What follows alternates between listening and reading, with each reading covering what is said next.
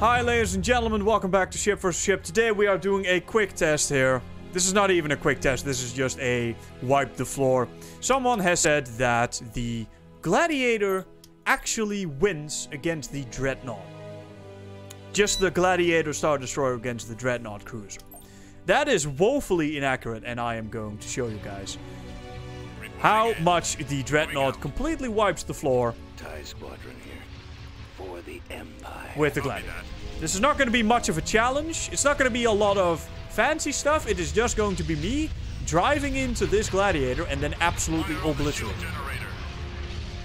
The Gladiator, of course, is a dedicated carrier warship with a strong focus on its fighter garrison.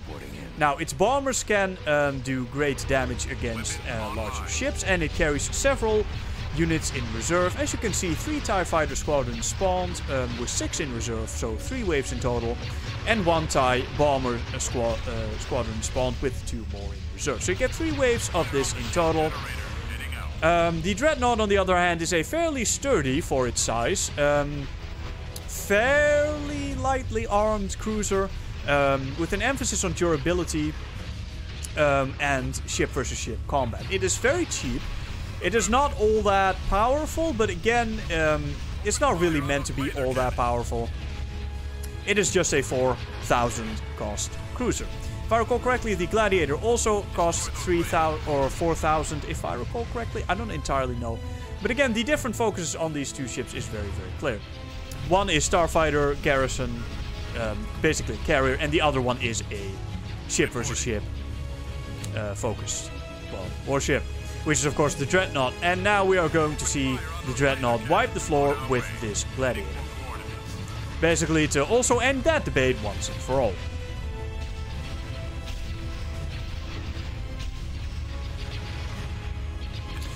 The Dreadnought itself is equipped with 6 turbo laser cannons, 1 missile launcher and a shield generator, and 14 quad laser cannons. Which makes it fairly effective against starfighters. It is not exceptionally great against starfighters, but of course with this many laser cannons you're bound to do some damage. Bombers or no, fighters or no, I can just snipe these starfighters all damn day. I would actually say that the Dreadnought is a direct counter against the Gladiator. I don't care how many bombers you send at it. Now let's mop up the bombers just to show the superiority of this craft. Of course, the 14 laser cannons are not actually targetable.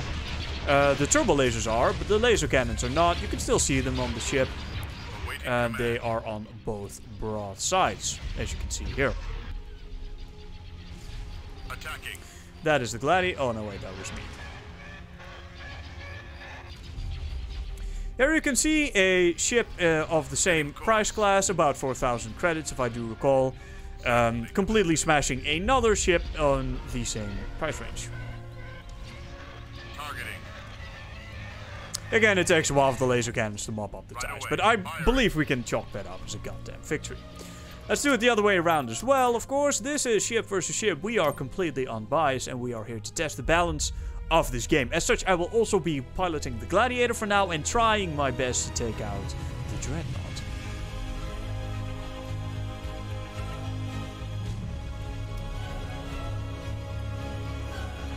And let's do it.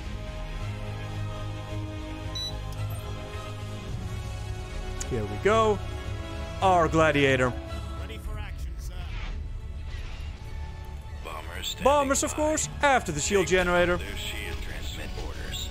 Starfighters. Orders. Come on. Ready to commence. Starfighter. It selected everything because I clicked on the TIE Scout, of course. Alright, so, TIE's after his... TIE squadron standing by. Oh, this is an actual TIE Scout squadron. Right. Right. Well, it already destroyed my bombers. This is a bad sign. I would ideally try to take out the shields. There's quite a discrepancy in height here. Not that that's a major problem. Can we take out the shields? The shield generator without having to go through the actual shields. The Gladiator does fire missiles. It's not very great, but it does actually fire. Alright, now that that is down, let's try to overcharge. We may be able to do this if it does not focus fire properly, which it doesn't appear to be doing. That or the actual distance is simply so great that the quad lasers can't actually hit the Gladiator. Which does make the matchup somewhat unfair. I will be redoing it afterwards and then see if the rotation can be fixed. Or not the rotation, the elevation difference. Because of course, quad laser cannons, quite low range. Star Destroyers, of course, of the Empire always have long-range weapons, so it has a distinct advantage here, even though it is a carrier. And not a warship. Well, with that down, I think we can safely say that the Gladiator will indeed win this fight with this elevation difference. I do wonder if it will actually maintain that, though. If the ships are not at such a discrepancy. So that the quad lasers of the Dreadnought can actually fire. Now, the Dreadnought is not very fast. I do believe the Gladiator is... Yes, the... No, wait. The Gladiator also has 2.5 speed, whereas the Gladiator of the Dreadnought also has 2.5 max speed.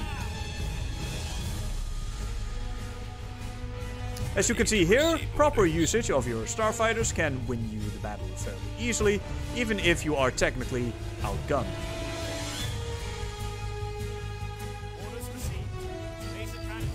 And when those torpedoes arrive... Nope, the turbo laser did it for us. That is a victory for the Gladiator. Let's see if it maintains that advantage. Even... No, I will be piloting the Gladiator. I simply think it is... You really need to micro it for it to win. Otherwise it just stands no chance.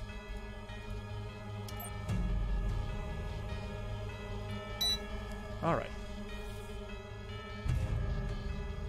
Okay, so we are having a...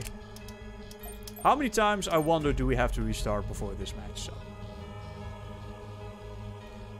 It's probably not going to be a very long video. In fact, this is probably already the half of it. Probably more than half. 2/3? I don't know. Depends on how long it takes for these ships to be relatively close together.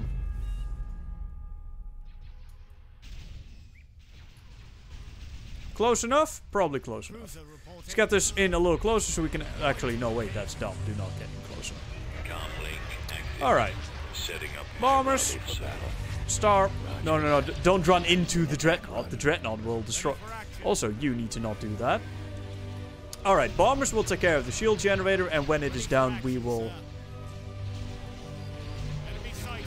Come on. I've got him. Roger that. Is the Dreadnought actually focusing on the fighters? Yes, the quad lasers are actually focusing on the starfighters. This is advantageous for us, of course, because it is not going on our carrier. Which is, of course, by far the best target to be focusing in this regard. Aside from maybe the bombers. Which there's only 2 left. And they apparently were not focusing. The primary target is the shield generator. I think our shields can hold out... let's see. 4,000 shield points and 6,000 hit points against 350 shield points and 4,000 hit points.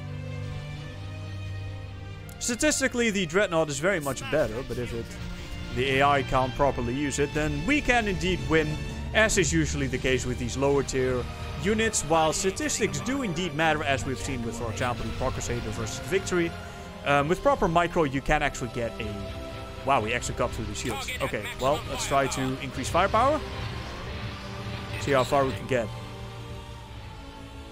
Yeah, now we can just get in close, get our laser cannons here to fire as well.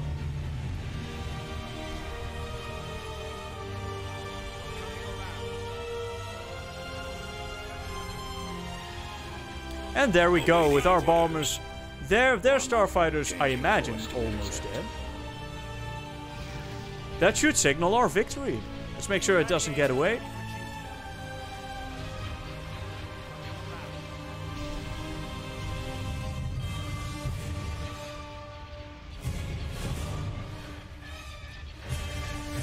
Of course, this battle was decided from the start. The Gladiator did, of course, have the high ground.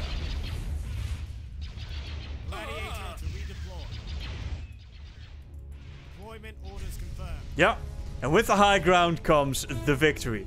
Ladies and gentlemen, Dreadnought versus Gladiator. pretty much always a win for the Gladiator, or pretty much always a win for the Dreadnought, unless of course you microwave fairly well. For now, ladies and gentlemen, thank you for watching, and I hope to see you guys in the next Ship vs. Ship. For now, bye bye.